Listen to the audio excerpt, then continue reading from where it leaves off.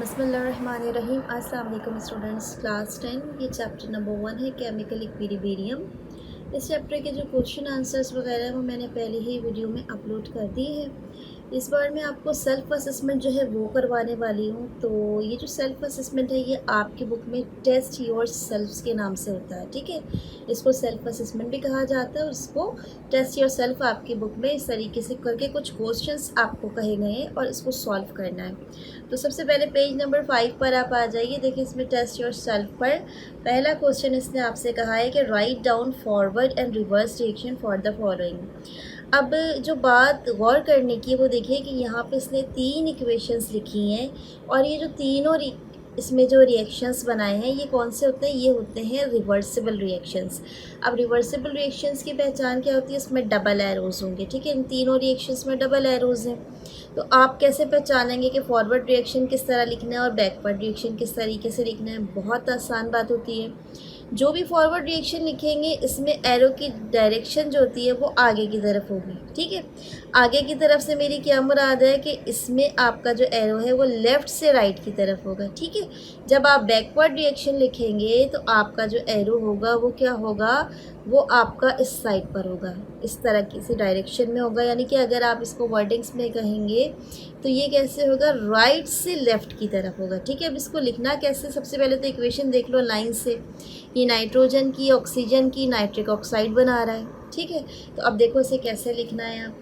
आपने क्या किया, सबसे पहले अपनी मेन इक्वेशन उतार ली। ये नाइट्रोजन प्लस ऑक्सीजन है, ये नाइट्रिक ऑक्साइड बना रहा है। इसका फॉरवर्ड रिएक्शन लिखने के लिए क्या करेंगे, एरो इस तरफ लगा देंगे।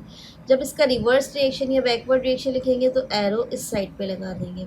सिमिलरली ये दूसरा रिएक्शन है आपके पास, ये रिवर्सिबल है। जब फॉरवर्ड रखेंगे तो एरो जस्ट यहाँ लगाएंगे, रिवर्स करेंगे तो एरो जस्ट इस डायरेक्शन में कर दोगे। अगला जो है ये वाला रिएक्शन देख लें, COCl2, ये कार्बन मोनोऑक्साइड प्लस क्लोरीन बना रहा है। फॉरवर्ड करोगे तो एरो आगे बनाओगे और बैकवर्ड करोगे तो क्या करोगे, एरो की डायरेक्शन पीछे कर दोगे। तो इस तरह से कोई सी भी इक्वेशन आपको मिल सकती है। आपने क्या करना है, बस एरो की डायरेक्शंस का ख्याल करना है, ठीक है। अगला जो क्वेश्चन है इसको देख लें। ये आपसे कहता है पेज नंबर 7 आपके पास, कहता है पहले define the term active masses, ठीक है। कहाँ से लोगे इसको देख लो। सीधा आपने क्या करना है, अपनी बुक पे आना है। बुक का है पेज नंबर 6 आपके पास। यहाँ पे देखें एक्टिव मासेस करके, यहाँ पे डू यू नो करके आपसे पूछा गया है कि व्हाट इज़ एक्टिव मासेस, और खुद आंसर भी दिया है इन्होंने। तो आपने यहाँ से इसको मार्क करना है, concentration of reacting substance is called active masses. The unit of active masses is mole per decimetre cube. यानी होता क्या है कि कोई भी रिएक्टिंग सब्सटेंस जो है उसकी जो कंसंट्रेशन है वो एक्टिव मासेस कहलाती है, ठीक है। और इसकी यूनिट जो है वो क्या होती है, मोल पर DM क्यूब। आसान लफ्ज़ों में आपको समझाऊँ तो ये कि कोई भी जो सब्सटेंस है उसके जितनी कंसंट्रेशन आपने फॉर्म किए जो कि किसी भी केमिकल रिएक्शन में रिएक्ट कर रही है, ठीक है, एक्शन कर रही है, वो क्या कहलाती है, वो कहलाती है उसका एक्टिव मास, ठीक है। अच्छा, अब जो इसका अगला पार्ट है इसको गौर से देख लीजिए। पहले क्या पूछ रहा है इसने, पेज नंबर 7 पर आओगे आप सीधा। पेज नंबर 7 पे इसने अगला आपसे पूछा है कि ये एक इक्वेशन दी हुई है आपको, ठीक है। ये एक इमेजिनरी इक्वेशन है, इसीलिए इसके लिए कहा गया है ये हाइपोथेटिकल है, ठीक है। तो अब इस तरह की इक्वेशन में आपको कोएफिशिएंट्स बताने। अगर आपको स्टूडेंट्स कोई सी भी इक्वेशन मिले और आपसे कहा जा रहा है इसका कोएफिशिएंट लिख दें, तो बहुत आसान तरीका है, जहन में रखिएगा। देखिए आपके पास जो रिएक्शन होती है जब भी आप इसको लिखते हो तो इसमें क्या होता है कि आप अगर फर्स्ट कर लें इसका KC निकाल रहे हैं तो प्रोडक्ट की concentration divided by reactant concentration इसी तरीके से निकलता है। लेट सपोज ये मेरे पास है KC, ये कैसे निकलेगा, प्रोडक्ट की कंसंट्रेशन डिवाइडेड बाय रिएक्टेंट की कंसंट्रेशन। ऊपर देखो आपको कुछ नंबर नज़र आ रहे हैं, ठीक है, ये ऊपर 2 है, ऊपर 2 है, यहाँ पे कुछ भी नहीं है। तो एक्चुअल में ये नंबर क्या होते हैं कि जो भी नंबर ऑफ मोल्स होते हैं ये यहाँ पे मेंशन होते हैं। इसी को हम कोएफिशिएंट्स भी कहते हैं। लेट सपोज ये इक्वेशन है मेरे पास, यहाँ पे देखिए 9 नंबर है, ये इसका कोएफिशिएंट है। y के साथ कुछ भी नहीं लगा हुआ, 1 लगा हुआ है, 1 को नहीं लिखा जाता, इसका मतलब यहाँ पे कोई कोएफिशिएंट नहीं है। इस तरीके से यहाँ देखिए जो प्रोडक्ट बन रही है इसमें 3 मेंशन है, ये 3 इसका क्या है, कोएफिशिएंट है। तो कोएफिशिएंट की पहचान क्या होगी कि ये नंबर ऑफ मोल्स हैं एक तरह के जो सबसे पहले लगे हुए होंगे, ठीक है। ये आपने टारगेट कर लेने। अच्छा, जहन में रखिएगा कि यहाँ पे जो कुछ भी लगा है, फॉर एग्जांपल y के साथ यहाँ 3 लगा हुआ है, ठीक है। या इसी तरीके से इस x के साथ यहाँ 3 लगा हुआ है, तो ये नंबर कभी भी कोएफिशिएंट नहीं होता, ये इसका हाइपोस्क्रिप्ट होता है, ये फॉर्मूले का हिस्सा होगा, ये कभी भी कोएफिशिएंट के तौर पे ऊपर नहीं लिखा जाएगा। ठीक है, इसको अब आपने लिखना कैसे, फॉर एग्जांपल मैं इसका केसी निकालने वाली हूँ कोएफिशिएंट के साथ, कैसे लिखूँगी इसको देख लीजिए। ये मेरे पास इक्वेशन है 9x + y3 3x 3y। अगर मैं इसको लिखना स्टार्ट करूँगी तो किस तरीके से लिखूँगी, ये देखिए, इसने सिंपल मुझसे पूछा था, अगर सिंपल इक्वेशन में लिखूँ तो x की पावर हो जाएगी यहाँ पे 9 + y की पावर 3 हो जाएगी, और ये क्या है x3 y, इसकी पावर क्या हो जाएगी 3। ये होते हैं इसके कोएफिशिएंट्स। लेट्स सपोज आपको कोई इसी का कह रहा हो कि आपने केसी निकालना है, तो आप क्या करोगे, x3 y को पावर 3 के साथ ऊपर रखोगे, डिवाइड करोगे इन दोनों रिएक्टेंट से। ठीक है, इस तरीके से इसका केसी निकल सकता है। अब अगला जो क्वेश्चन है, इसमें से आपको कुछ इक्वेशंस दी हैं लाइन से, और इसमें से आपसे कहा है कि इन तमाम इक्वेशंस के लिए आपने क्या करना है, केसी निकालना है। पहली इक्वेशन देखिए, sulphur plus oxygen sulphur dioxide है। ठीक है, आपने क्या करना है, सबसे पहले तो टारगेट कर लेना है कि प्रोडक्ट क्या है, रिएक्टेंट क्या है। ये आपका प्रोडक्ट है, ये रिएक्टेंट है, बस प्रोडक्ट की कंसनट्रेशन को ऊपर रखो, रिएक्टेंट की कंसनट्रेशन को नीचे रख दो। अगले वाले पर आ जाओ फ़ौरन। अगली इक्वेशन है सल्फर डाइऑक्साइड के साथ, यहाँ पे नाइट्रोजन डाइऑक्साइड है, नाइट्रिक ऑक्साइड और सल्फर ट्राइऑक्साइड बना रही है। सबसे पहले मार्क कर लीजिए, ये प्रोडक्ट है, ये रिएक्टेंट है, प्रोडक्ट की कंसंट्रेशन ऊपर आएगी, रिएक्टेंट की कंसंट्रेशन नीचे आएगी। इसी तरीके से स्क्वायर ब्रैकेट्स होंगी, हर स्क्वायर ब्रैकेट के अंदर इंडिविजुअल रिएक्टेंट या इंडिविजुअल प्रोडक्ट जो है वो लिखा जाता है।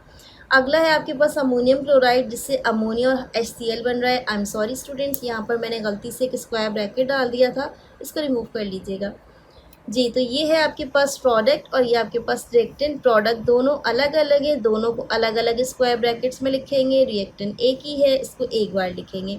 इस तरह से इस इक्वेशन के लिए लाइन से आपके तमाम के तमाम केसी बन गए। अच्छी बात जो थी वो इसमें ये थी, किसी एक के साथ भी कोएफिशिएंट आपको नहीं लगाना था, सिंपल इक्वेशंस थी। ठीक है, अब आ जाएं आपको टेस्ट योर सेल्फ क्वेश्चन की तरफ, which is a kind of numerical. ठीक है, इसको पहले पढ़ लीजिए, देखिए क्या कह रहा है आपसे। ये पेज 12 पर आ जाओ, सीधा एक इक्वेशन दी हुई है आपको, हाइड्रोजन प्लस आयोडीन, जो कि 2 हाइड्रोजन आयोडाइड बना रही है। ये आपको सबसे पहले कंसनट्रेशंस बता रहे हैं। हाइड्रोजन की और आयोडीन की है 0.2 मोल पर लीटर, जबकि हाइड्रोजन आयोडाइड जो है इसकी है 0.6 मोल पर लीटर। इसने आपको कहा है कि टेम्परेचर है आपके पास 717 केल्विन और केसी की वैल्यू है 48 ओनली। ठीक है, क्योंकि आपको पता है केसी जो है वो एक रेशियो रिलेशन होता है, तो इसीलिए यहाँ पे इसका यूनिट मेंशन नहीं है। अगली चीज़ इसने आपसे क्या कही है, रिएक्शन कोशेंट मालूम कीजिए और डायरेक्शन बता दीजिए। ठीक है, सॉल्व कर लीजिए इसको।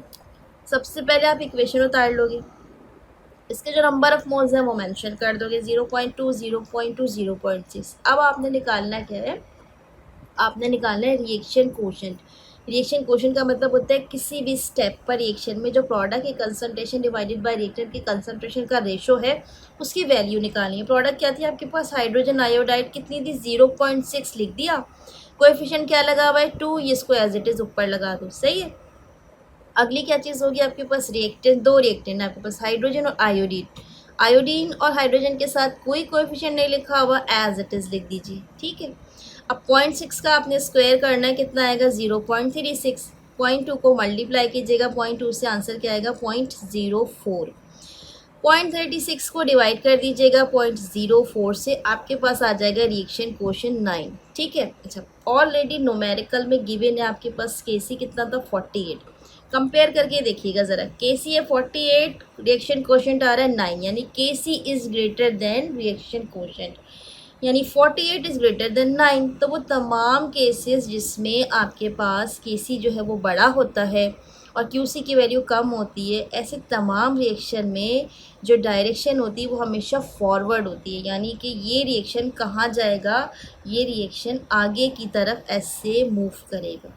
ठीक है, तो इस तरीके से आपने इसको सॉल्व कर लिया कि केसी क्योंकि ग्रेटर है क्यूसी से, तो reaction is in forward direction. Clear.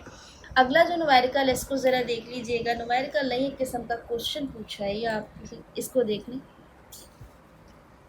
देखिए स्टूडेंट्स, इसमें मैं आपको समझा देती हूँ, इसको करेक्ट सॉल्व करना थोड़ा सा डिफ़िकल्ट हो जाएगा, क्योंकि अनफॉर्चुनेटली जो डायग्राम है वो तकरीबन आइडेंटिकल है। आपके लिए बड़ी प्रॉब्लम हो जाएगी अगर आप इसको बैठ के गिनेंगे, ठीक है। इसको गौर से देखिएगा। ये कहता है कि match each of the following statement with appropriate diagram. तो पहली बात इसने कि small KC indicate the reaction mixture mostly contains reactant.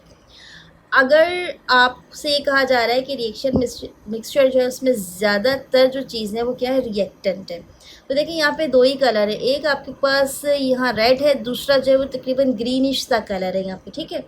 तो अगर रेड कलर कम हो, ग्रीनिश कलर ज़्यादा हो, तो इसका मतलब क्या होता है कि रिएक्टेंट कम है, प्रोडक्ट ज़्यादा है। अगर रेड कलर और ग्रीन कलर आइडेंटिकल हो, उसका मतलब रिएक्टेंट एंड प्रोडक्ट बराबर चल रहे हैं। अगर रेड जो है वो आपके पास कम है, ग्रीन ज़्यादा है, इसका मतलब प्रोडक्ट ज़्यादा है, रिएक्टेंट कम है। अनफॉर्चुनेटली हम क्या देखते हैं कि जो दो कलर्स की बॉल है यहाँ पे ऑलमोस्ट सारी की सारी सिमिलर केसेस हैं, ठीक है। तो आपको मैं समझा देती हूँ, आपने करना क्या है। अगर आपके पास यहाँ पे लिखा हुआ है reaction mixture contains mostly reactant, इसका मतलब रिएक्टेंट वाली जो बॉल कलर होगी वो ज़्यादा होगी, प्रोडक्ट वाले बॉल कलर्स कम होंगी। दूसरे में इसने कहा है कि दोनों जो है वो क्या होंगे, इक्वल अमाउंट में होंगे। इसका मतलब क्या होगा कि जो रेड कलर और ब्लू कलर है ऑलमोस्ट इक्वल है और हमें ज़्यादातर यहाँ पे इक्वल ही दिख रहा है, ठीक है। अच्छा, अगली जो बात है इसने क्या कही है कि लार्ज केसी वैल्यू होगी जब रिएक्शन मिक्सचर जो है इसमें ज़्यादातर प्रोडक्ट होगी। यानी फॉर एग्जांपल अगर आपके पास ब्लू और ग्रीन कलर है और आप सपोज करें कि ग्रीन कलर आपका प्रोडक्ट का है, तो ग्रीन ज़्यादा होना चाहिए, ठीक है। तो अनफॉर्चुनेटली इसमें कलर्स ऑलमोस्ट ऐसे हैं कि वो बिल्कुल एक जैसे लग रहे हैं और आइडेंटिकल। अगर आप इनको मैच करेंगे, आप अगर इनको ये करेंगे काउंटिंग, तो तकरीबन एक सा आंसर आ रहा होगा, ठीक है। तो बस इतनी सी बात याद रखिएगा कि अगर रिएक्टेंट की बॉल्स कम होंगी तो इसमें केसी जो है वो आपके पास क्या होगा, लार्ज होगा। रिएक्टेंट और प्रोडक्ट की बॉल सेम होंगी तो केसी मॉडरेट होगा। अगर रिएक्टेंट की बॉल ज़्यादा होंगी और प्रोडक्ट की जो बॉल्स हैं वो कम होंगी, तो ऐसी सूरत में केसी जो है वो स्मॉल होगा, ठीक है। इसमें से इसको मैच करने की ज़रूरत नहीं, बिल्कुल आइडेंटिकल जैसे पिक्चर्स हैं ये, आप सिर्फ कंफ्यूज होंगे इसमें। आई होप सो कि ये जो टेस्ट योर सेल्फ के क्वेश्चन है आपके लिए हेल्पफुल साबित हुए। इस तरह की वीडियो हमेशा उन बच्चों के लिए ज़्यादा बेहतर होती है जिनको अपने एग्ज़ाम के लिए बहुत अच्छी और अप्रोप्रिएट तैयारी करनी होती है, ठीक है।